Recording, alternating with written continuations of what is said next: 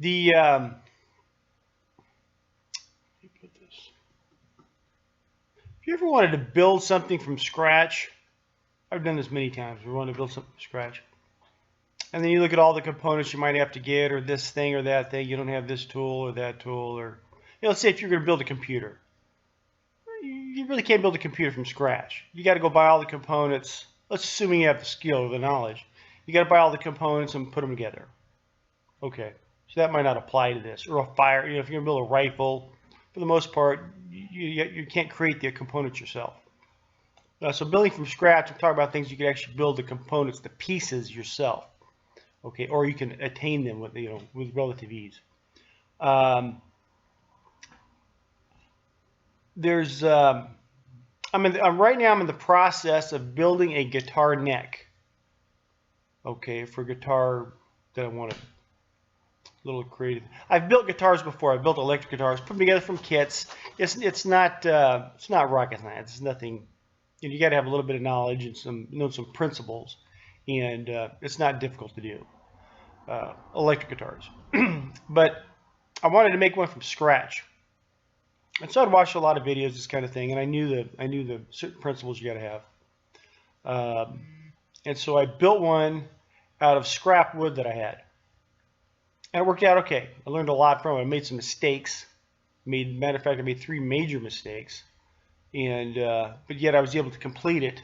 I can play it. I'm gonna do a video on it as soon as I gotta get the video part done. But I made it with no power tools, no drill. I have a drill. I have an old crank drill, chest drill, I think they call it, bit and brace. Then just filed the rest of it, cut it with a handsaw.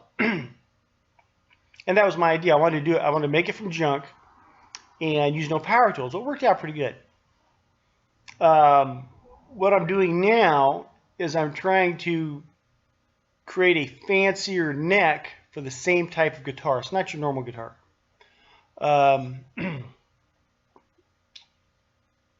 And so there's certain things that if you're gonna like here, this is a guitar neck. This is your typical electric guitar neck. This is used. I bought this off eBay probably 10 or 15 years ago. I've had this in storage. I have a whole bunch of these. But what I'm creating is I took a piece of scrap wood, a really nice piece of wood. I have several of these pieces of wood, and I cut from this thing, and I'm creating. I actually used a power saw to cut this thing down because doing it without power tools, it takes forever. You can hand cut all this stuff and all that, but I did that thing without the power tools. This one I'm using the power tools. So anyway, I take this piece of wood, happens to be oak, and it was a piece of scrap, and I only had let's say if I made 3 successful pieces or 3 successful guitar necks, I could only make 3 necks from this chunk of wood. And knowing myself, it usually takes me 3 times to get something correct. Okay, just like the guitar I've already built, there's 3 mistakes I made with that. Well, I won't make those mistakes in the next guitar. And so if I make the 3rd guitar, it should be much better than the 1st.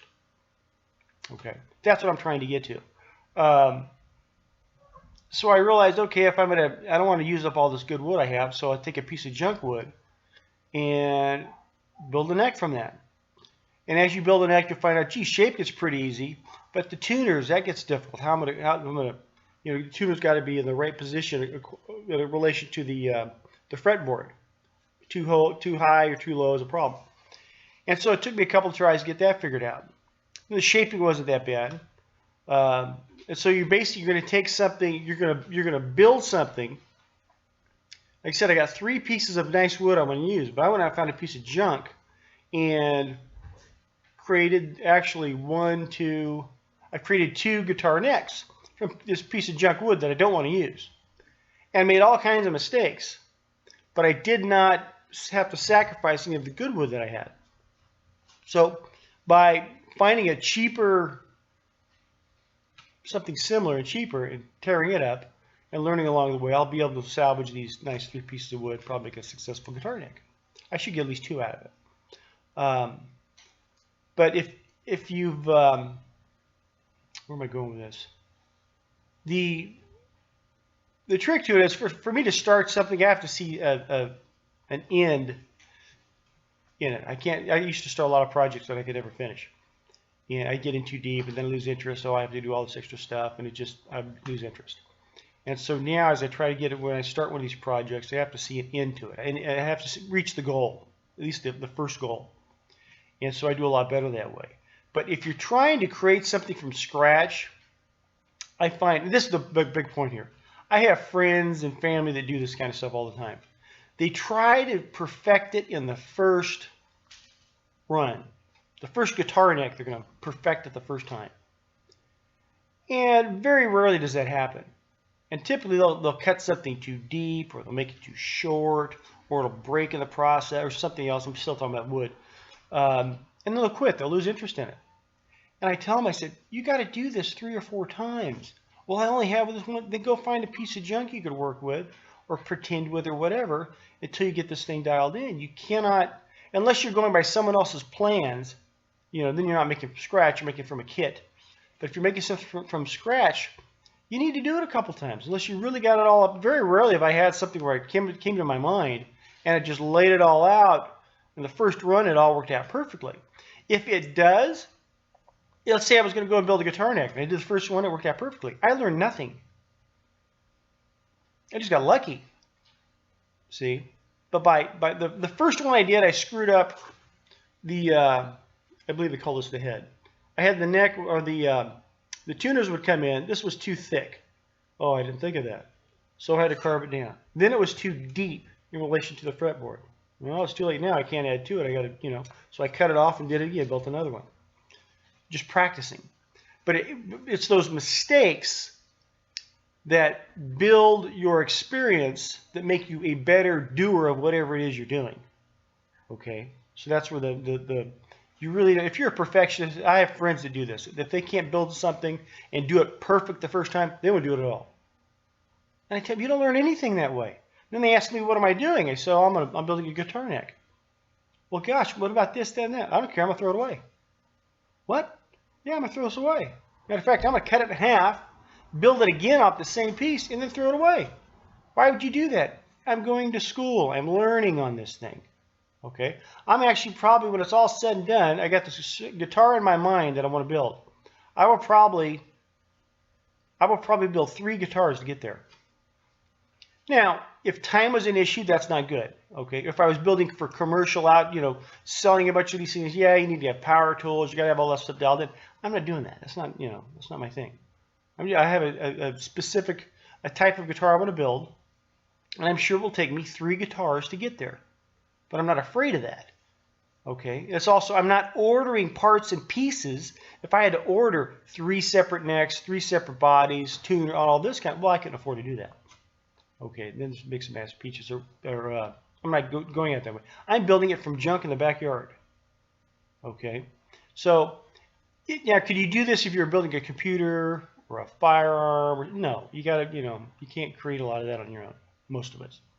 So if something ain't made out of wood or something malleable that you can cut on, carve up, or whatever, don't be afraid to create something if you're building it out of scratch. But plan on doing it 2 or 3 times. And because what you do is, as you make those mistakes, I've seen so many people make a mistake and then quit. I've done it before. Oh, I don't want to do this. But you learn nothing. Okay, just don't make that same mistake again. See, this is a life lesson either way, however you look at it. But I met a guy one time who was I've done this twice. Twice this has happened to me. I met a guy that was a great painter. He said, how'd you learn to paint? He said, I picked a painting, whatever, let's say a pasture scene or whatever. He says, I painted it 1,000 times. The same image, painted it 1,000 times. I said, well, what'd you get out of that? He goes, well, I got really good at it. I could paint that image. I said, but I don't get the gain. He says, you find an image that has the attributes or takes the skill that you want to have in your goal. Let's say you want to be able to paint, I don't know a lot about painting, but let's say there's 10 different things to painting. He says you find an image that has those 10 different things in it, and you paint it again and again and again. Then when you go to paint something new, he said, you take the skills that you picked up, those little concepts that you picked out in that past year painting that you did, and you apply it to this new image that you have. I had the same thing in a music book I have. It was on years ago. I found how to play blues or something like that. And they have all these little teachings, 8 or 10 different teachings, and then they want you to learn the song. And the song contained those 10 teachings, pull-ons, pull-offs, riffs, this kind of stuff. Well, I learned to play that song from beginning to end. And then it became part of every song I played after that. I don't play much. But I was able to use pieces out of that teaching that came into play for everything I played after that.